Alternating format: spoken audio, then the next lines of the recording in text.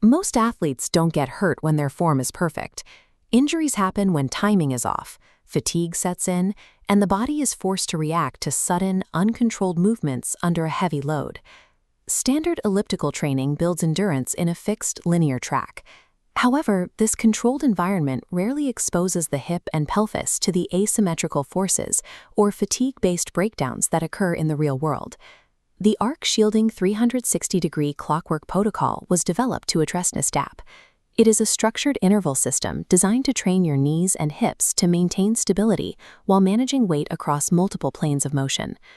To begin, you will need a pre-core cross ramp or a variable resistance elliptical.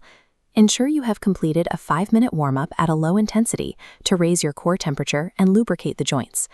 We are focusing today on the 160-second lateral ArC sequence.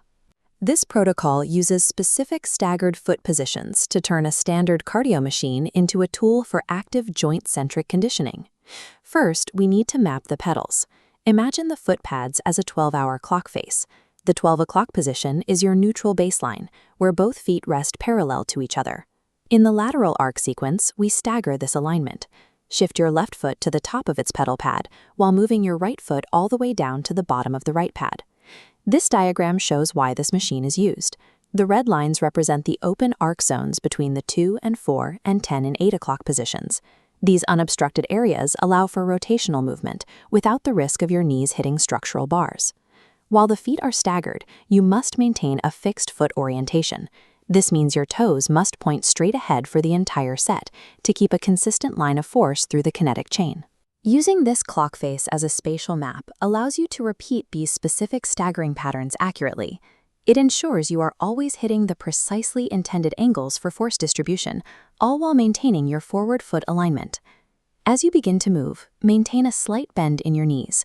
Avoid locking the joints at any point, and focus on driving all force directly through your heels rather than your toes. Execute the movement similarly to a hip abductor exercise. You should actively squeeze through your inner and outer thighs on every contraction to stabilize the pelvis. This anatomical view shows the goal of that engagement. By balancing forces between the vastus lateralis on the outside and the VMO on the inside, you ensure the kneecap tracks smoothly over the second and bird toes. Watch for valgus collapse when the knees cave inward. This typically happens as resistance increases or fatigue sets in, and it places the ACL at significant risk. Maintaining this muscular tension acts as a shield for the joint. It prepares the system to absorb shear forces that would otherwise be transferred to the ligaments. Set your week 1 baseline machine settings now.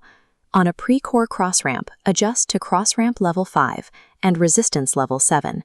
We begin with a 20-second interval at the neutral 12 o'clock position.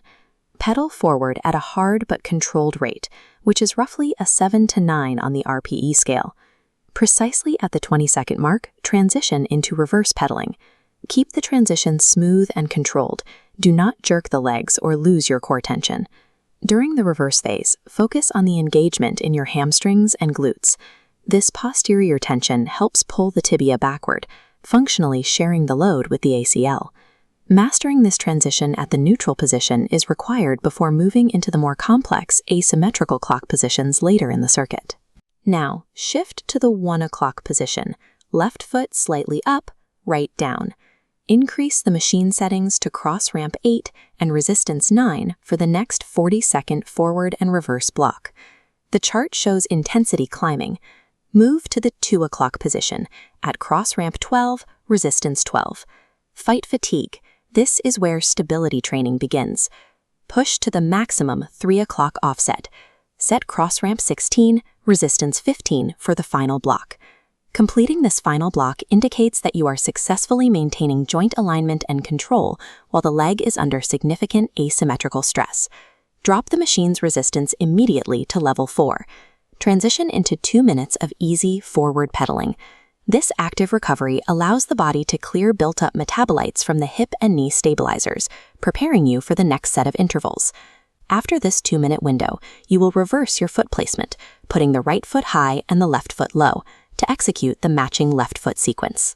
To complete the full Session A requirement, you must perform 4 total rounds, covering both the right and left sequences at these prescribed settings.